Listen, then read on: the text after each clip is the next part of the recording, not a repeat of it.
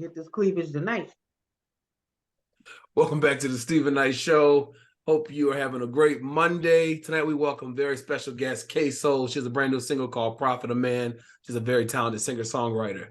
We're reminder all over social media, Facebook, Twitter, Instagram, and of course our official website, thestephennightshow.com. Check us out on TikTok. If you'd rather watch us, go on our YouTube channel, The Stephen Knight Show.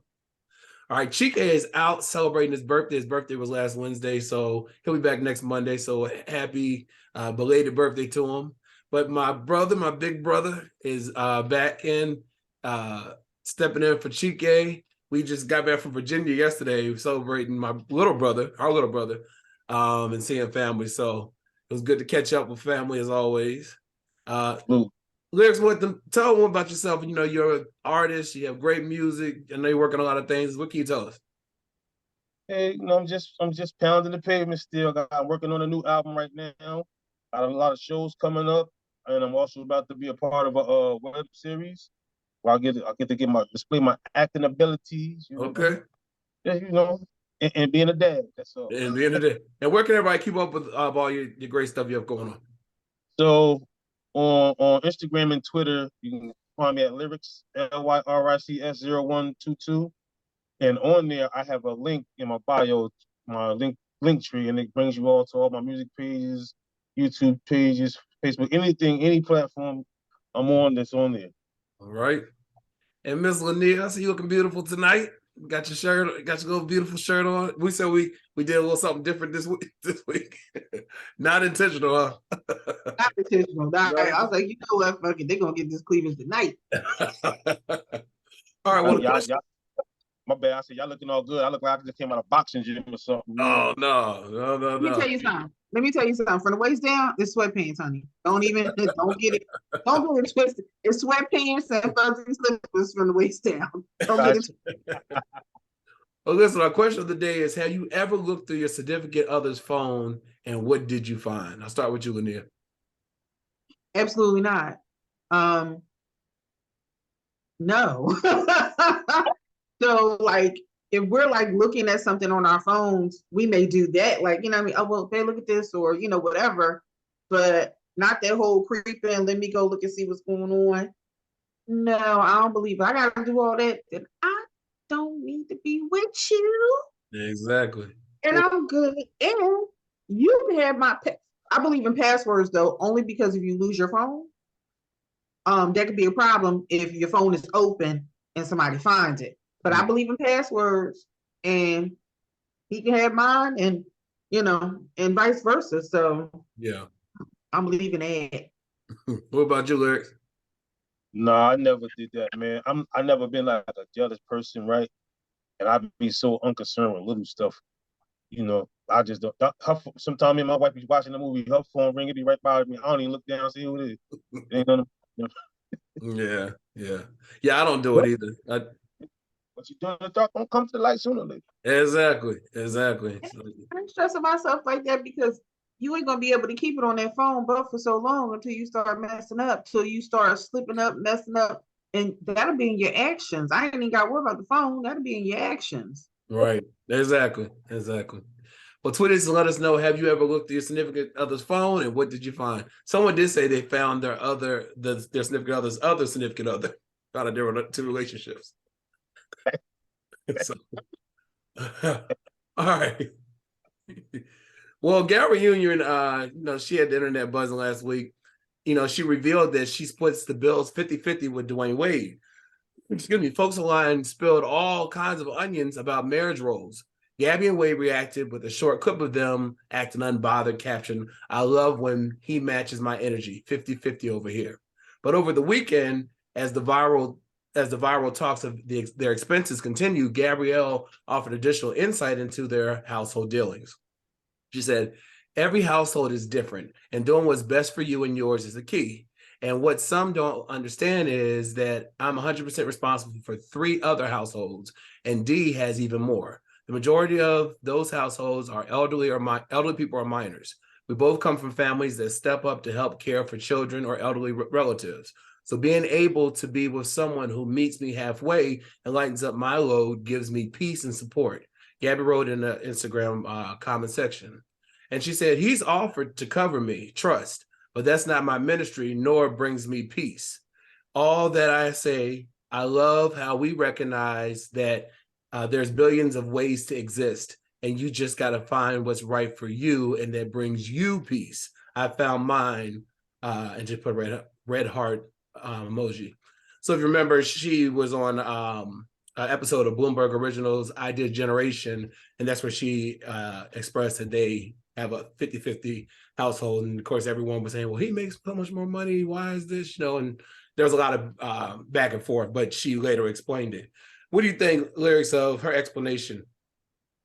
For me, it's to each his own, man. But I agree with her because I think as in a partnership, everybody's supposed to carry their own weight. You know what I'm saying? Mm-hmm. Now, if you falling short somewhere or you struggling for a moment, I need to be there for my wife. I'm gonna be there for her. I ain't gonna let her struggle. But I ain't, for me personally, everybody has their own opinion. I'm not gonna be in the house with somebody just not paying no bills. It's not happening. It's not happening. It's not happening. It's not me, too. You know what I mean? That's how it should be. But we a partnership. This is a team. This is a collaborative effort.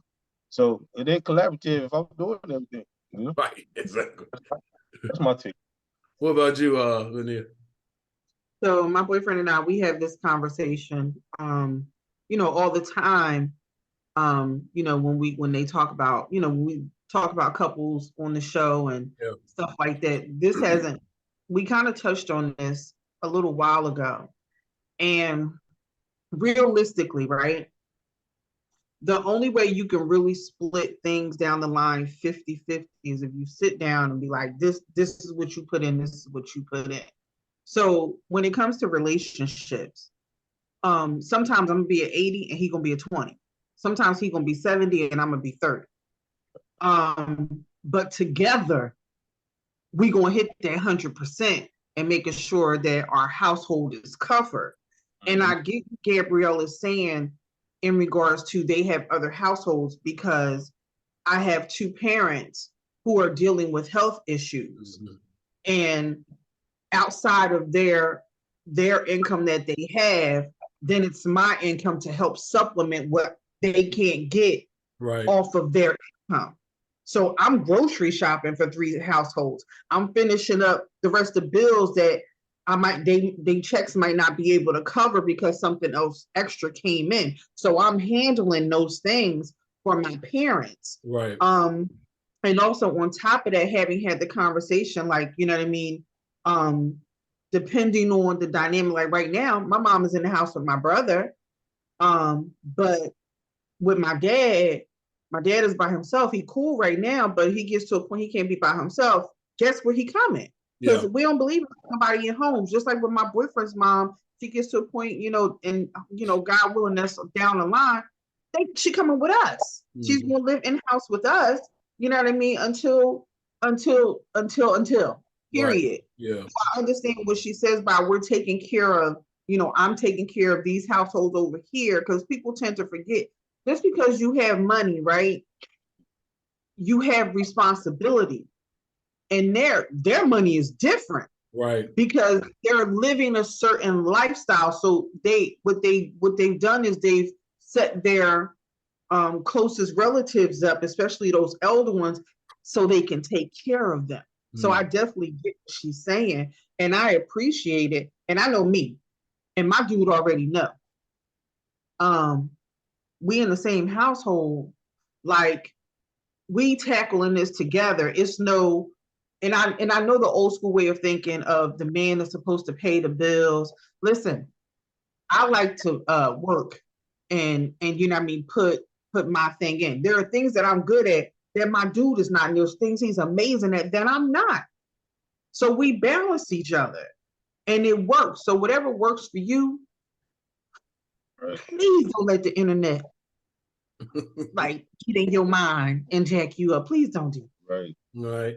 And it's crazy because a lot of people that comment on this story are people, they're not in that tax bracket. They're not taking care of multiple families. They can't relate to that family and what they probably still live at home in their mama basement.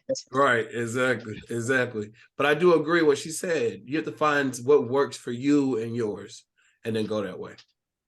All right, well, Carmelo Anthony he is hanging up the jersey. The basketball great announced this Monday he's retiring from the NBA after 19 seasons. He posted a heartwarming video to social media where he recapped his great career. So I remember the days when I had nothing, just the ball on the court and a dream of something more. He began saying in the clip, I'm forever grateful for those people and places because they made me, Carmelo Anthony. But now the time has come for me to say goodbye to the court where I made my name, to the game that gave me purpose and pride. The 10-time NBA All-Star, who was also one of basketball's greatest scorers, said on the IG video, this bittersweet goodbye to NBA, I'm excited for what the future holds for me. When people ask what I believe my legacy, it's not my feet on the court that comes to mind, nor the awards or praise, because my story has always been more than basketball. And he went on to say that the legacy is now with his 16-year-old son, Kyan. He said, my legacy now forever lives on through you. Now, just about Carmelo Anthony's career, he was a star athlete during his college career. He famously led Syracuse to its first national men's basketball title when he was a freshman before going pro. Melo has played in the NBA since 2003. He was drafted by the Denver Nuggets as the third overall pick in the 2003 NBA draft. Over his career, he has achieved numerous accolades, including being named All-Star 10 times and winning 3 Olympic gold medals with Team USA. In addition to the Nuggets, Carmelo played for New York Knicks, Oklahoma City Thunder, Houston Rockets, Portland Trailblazers, and the Los Angeles Lakers in the NBA. As a member of Team USA, he won 3 Olympic gold medals, 2016 in Rio, 2012 in London, and 2008 in Beijing. So when you look at someone who's almost on a 20-year career and saying goodbye to it, do you think that, I'm sure it's bittersweet, but do you think it's something that he's ready for, or do you feel like it's just something that's inevitable happens with time? I'll ask you, Lanier. I think for him, it's time. I think depending on the player and where they are in their life, yeah, keep it all the way funky with you. You know, people could probably try to say that about LeBron because he's the age that he is, but that dude is playing. You hear me? He invests in his temple. Like he really invests during that off season. He really invests. Like he ain't slacking, he ain't partying, he ain't doing none of that. So I think it all depends on the player. And Carmelo Anthony may just be somewhere else mentally because he hasn't played up to par in a long time. You know what I mean? Like it's been a long time since you really heard about Melo really getting down on the court like that. Even with him having been played, he's been playing all this time, you know, minus the injuries and stuff. But you know, he might just be in that mind frame, like, you know what, let me go out now as healthy as I am, and just go out on a good note, and hopefully he finds something that he can do, you know what I mean, that will fill that void of basketball not being there. What are your thoughts, Lex? Well, first, salute to Carmelo because he had an amazing career.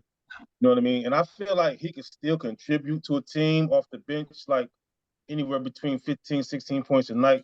But, you know, like 4 or 5 years ago, they tried to ostracize him for the league, and it took a lot of campaigning to get him back in. And then this year, nobody picked him up.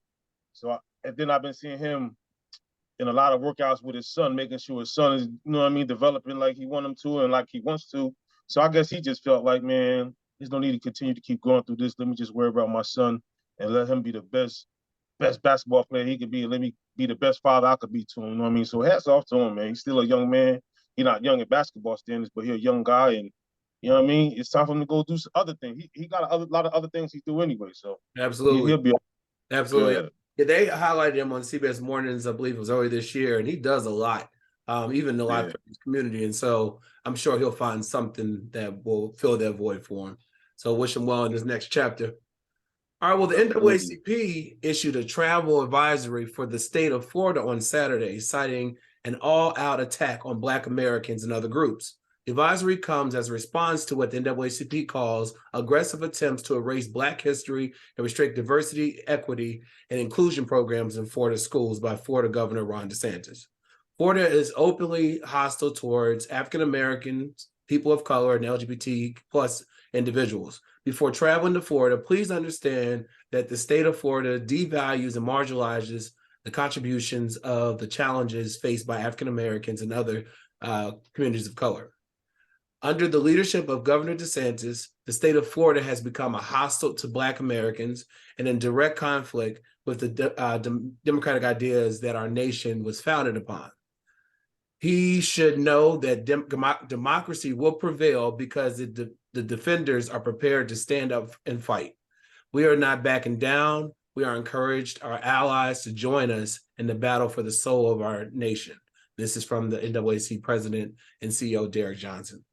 And so they asked him in an interview, are you telling Black Americans don't go to Florida? He said, I'm telling them to be mindful of it.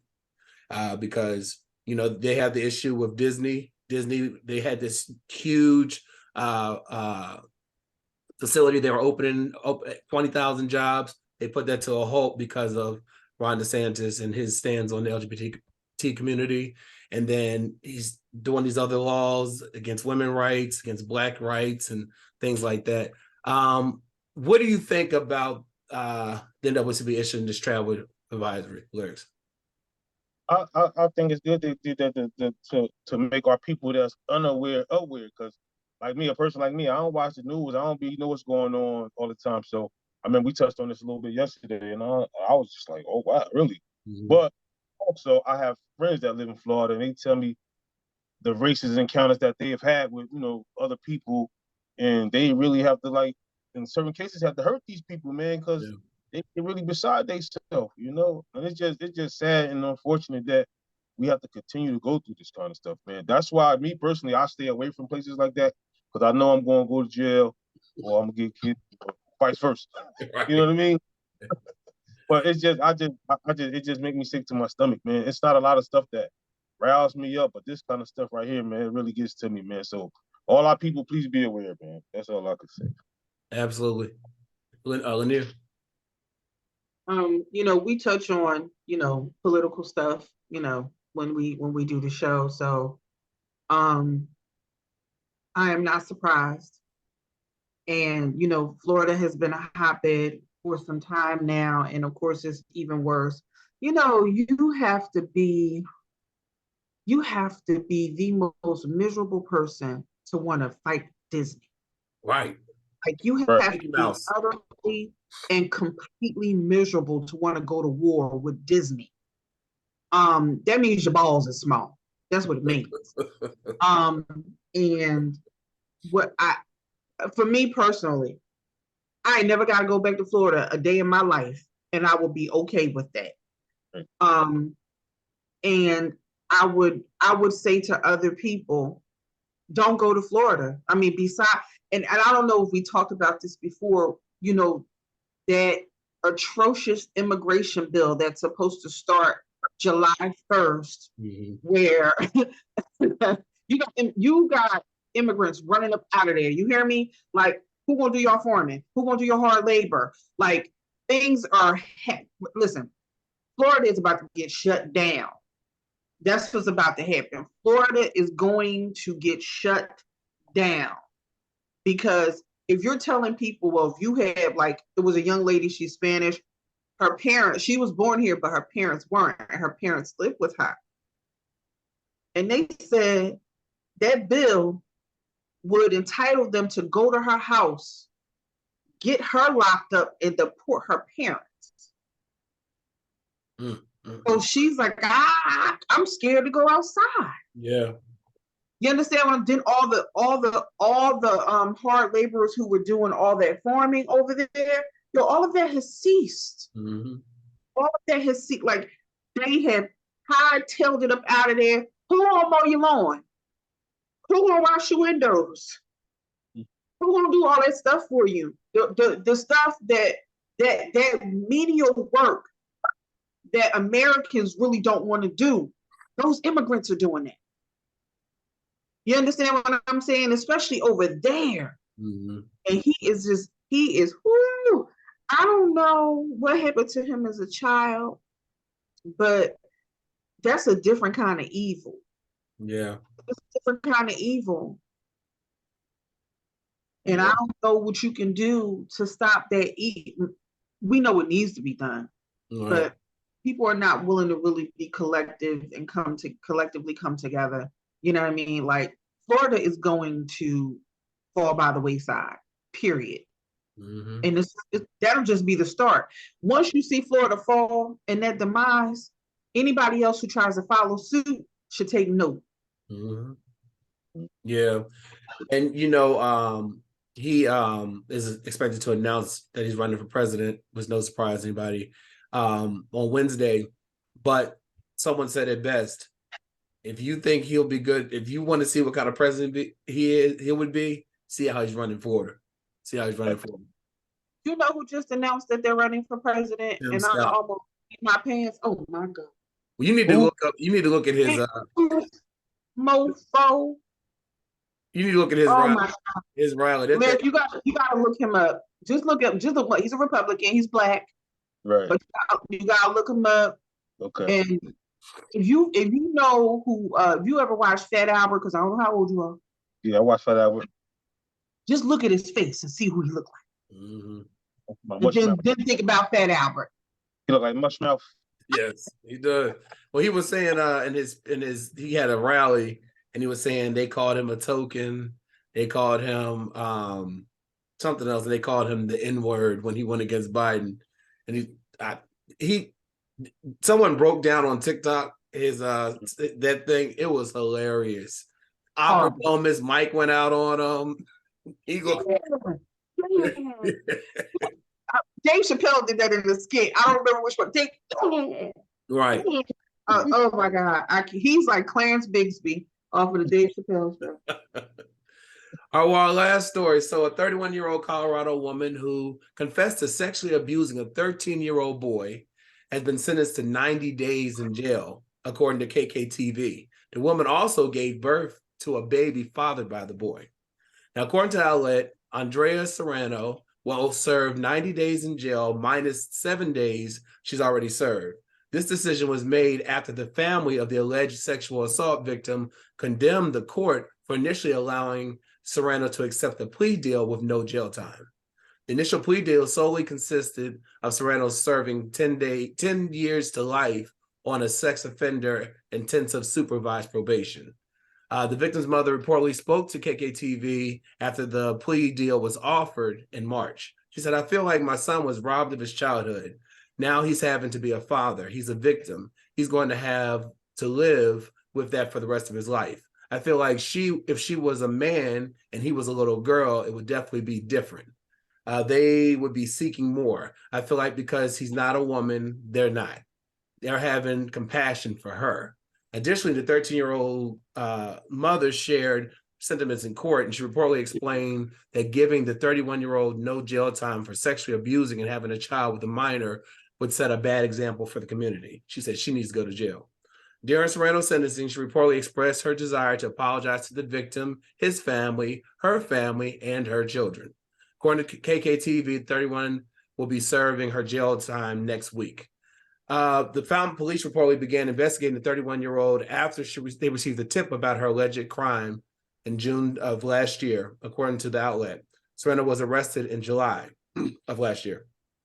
Through further investigation, detectives learned 31-year-old Andrea Serrano was having sexual relationship with a 13-year-old juvenile male. According to the Gazette, she initially faced 2 charges, one for sexual assault against a child and a second for sexual assault against a child under the age of 15, one in position of trust. However, she entered a guilty plea and charged incest in February. So do you agree with the mother that if this was a man having a child with a little girl, that she would definitely he'd be definitely doing a lot more time? What are your thoughts, Linnea? Absolutely. Yeah. Absolutely. And this ain't no different than that. Mm-hmm. This was a child and a grown-ass adult. And she took full advantage of that little boy. It's amazing if you think about it. In certain states, grown men can marry little girls. Mm-hmm. It's okay. So that's different. But I could not imagine. I would be in jail for some grown heifer coming for my son when he was younger. And he old now. He grown man now. But when he was younger, I would probably still be in jail because I would kill her and then I would come back and kill her again. Yeah. And she used to refer to him as her son. He would call her mom, the 31-year-old. Lyrics, you're a parent as well. When you hear this story, do you agree with the mother? I absolutely agree with her. If it was a man, they would roast his ass. Then he'll go to jail and be in protective custody because the dude's going to do killing or do something really, you know what I mean? Yeah. So for her not to get any jail time initially, like what? That's that. She must know somebody on in the police department or in the something. But I read about this stuff all the time, like 4 or 5 times a year. I read about a teacher, sexing these young boys. And my biggest question is like, as an adult, what in a child sexually excites you? You know what I mean? Like, yeah, that question can't, for men or for women, like, you're a child, get out of here, go play. Right. You know what I mean? Exactly. But there's some sick people out here, man, and they should sock it to her, man. I would probably appeal it myself. It's only done I don't even know. They made it. No, they made a deal with her. So they made a deal, and she probably allocated in court. And that deal got her to 90 days. I wonder if she's going to be registered as a sex offender, right? Because she should be. I think they go up to level 3. She should be a level 3 sex offender. She shouldn't be nowhere around nobody's children ever again in life. Right. Here, she needs to be on the registry for the rest of her life. She was a teacher, so these people, these parents is placing their child in your hands for you to take care of them and teach them, and you taking advantage of that. So right, she should be a registered sex offender for the rest of her natural life. So this is the only one we know about. Imagine the ones that we don't know about. Because it's not in society standards comfortable for a young man to come and say that somebody is raping him or sexually abusing him. Right. They don't make, hell, it ain't comfortable for women half the time, but they damn sure don't make it easy if you're a man or a boy who is being abused, sexually molested, or raped. They don't make it easy to be like, this is what's happening. Because society be like, oh, you should be happy. You got a grown woman that wants you. See, that's some sick, twisted thinking. And I hope she meets, I don't know if y'all know who Fleece Johnson is, but I hope she meets Fleece Johnson in jail. If you know who Fleece Johnson is, I need you to watch the Boondocks. And he said, we can either do this the easy way or the hard way. Right. You either going to take the booty or you going to give them the booty. That's all I'm saying. And, I saw this special on the news, and they were talking about these schools and how this is how rampant this is with teachers and students. And there was one student that he they found out he was messing around with this young student, and they just fired him and quickly moved him out and paid a settlement to the family. And he's actually ended up being a teacher in another school. Yeah, because they didn't file any criminal charges against him. They just fired him.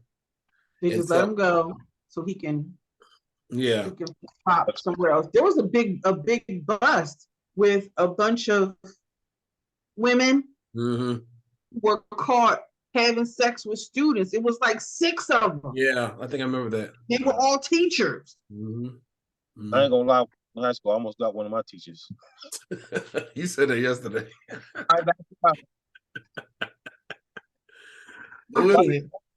I would have stayed back 1 year, I would have got it. Oh my God.